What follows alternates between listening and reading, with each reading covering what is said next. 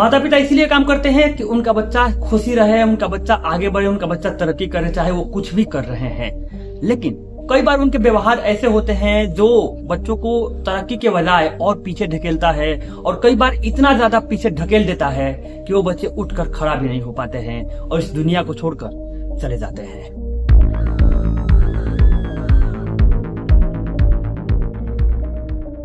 तो बच्चों की इस चीख को सुनने के लिए ही हम शुरू किए हैं बच्चों की चीख की इस सीरीज को। नमस्कार, मैं रवि प्रकाश आप सभी को मन की समझ में आज समझाने का प्रयास करेंगे कि एक माता पिता को अपने बच्चों के साथ किस प्रकार का व्यवहार कभी नहीं करना चाहिए, यानी कि क्या कभी नहीं करना चाहिए, जो सामान्यतः भारत के माता पिता करते हैं। देखिए, हमारी सोसाइटी में सबसे पहले माता पिता अपने बच्चों की तुलना किसी और के बच्चों से करते हैं। शर्मा जी का बच्चा का नंबर अच्छा आया है, तुम्हारा नंबर ठीक नहीं आया है, वो पढ़ने में अच्छा है, तुम ठीक नहीं हो। तो ऐसे करके आप अपने बच्चों के अंदर इनफेरियोरिटी कॉम्प्लेक्स डेवलप करते हो, यानी कि बच्चा जो है वो एक घटना से नहीं बल्कि अपने आप को पूरी तरह से उस सामने वाले से कम समझने लगता है, और इसके वजह से जब एक बार उसके आत्मविश्वास पे वो जो धब्बा लग जाता है और उसको लगने लगता है कि मैं किसी काम का नहीं हूँ, तो वो मेहनत भी नहीं कर पाता है और आगे भी उसको सुधरने की संभावनाएं बहुत ज्यादा कम हो जाती हैं। बच्चों की गलतियों को लेकर के पेरेंट्स क्या करते हैं कि सबके सामने, बहुत लोगों के सामने उसको डांटते हैं या उसको बोलते हैं। ऐसे परिस्थिति में बच्चों, उनको तो लगता है कि बच्चा है, इसके भी क्या रिस्पेक्ट है, क्या इज्जत है, ये तो मतलब अगर इसको सबके सामने डांटेंगे तो ये समझेगा इसकी इंसल्टी होगी, तो ये आगे से वो गलती को नहीं करेगा। लेकिन होता है कभी कभी इसका उल्टा, डांटने की वजह से बच्चा लगता है कि हमारी बहुत ज्यादा इंसल्ट हो गई।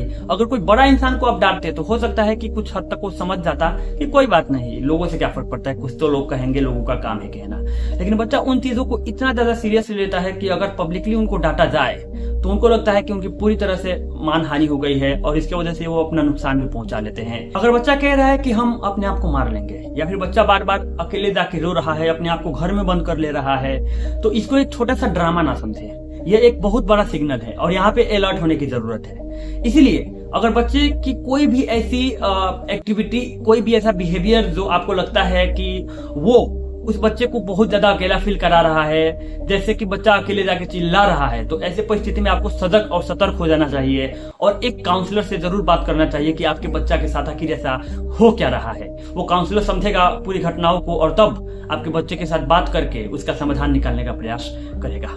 बच्चा से ये कभी ना कहे कि मैं ये ऐसा नहीं करोगे तो मैं तुमसे बात नहीं करूंगा, या फिर मैं तुमसे नहीं बोलूंगा, तुम्हारे लिए ये नहीं करूंगा, वो नहीं करूंगा। अगर इसको हाई साउंड में कहते हैं तो बच्चा को लगता है कि इस दुनिया में प्यार में भी कंडीशन होता है, यानी कि उसके अंदर से ये खत्म हो जाता है कि अनकंडीशनल लव नाम का भी कोई चीज होता है। जो चीज की जब भी बच्चा कोई गलती करे और आप गुस्से में हो तो उस समय उसको सजा ना दे, क्योंकि उस गुस्से के दौरान ना ही आपका नियंत्रण आपके शब्दों पर है और ना ही आपका नियंत्रण आपके व्यवहारों पर। तो ऐसे परिस्थिति में आपका कोई भी शब्द, आपका कोई भी व्यवहार उस बच्चा को लॉन्ग टर्म के लिए बहुत ज्यादा नुकसान पहुंचा सकता है।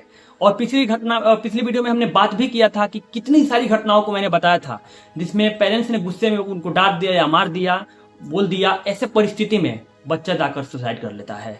उस वीडियो का लिंक यहाँ पे मिल जाएगा। और आने वाले अगले वीडियो में मैं आपको ये भी बताऊंगा कि बच्चों को डांटने का, यानी कि समझाने का आखिर सही तरीका क्या है। उस वीडियो का लिंक आपको यहाँ पे मिल जाएगा।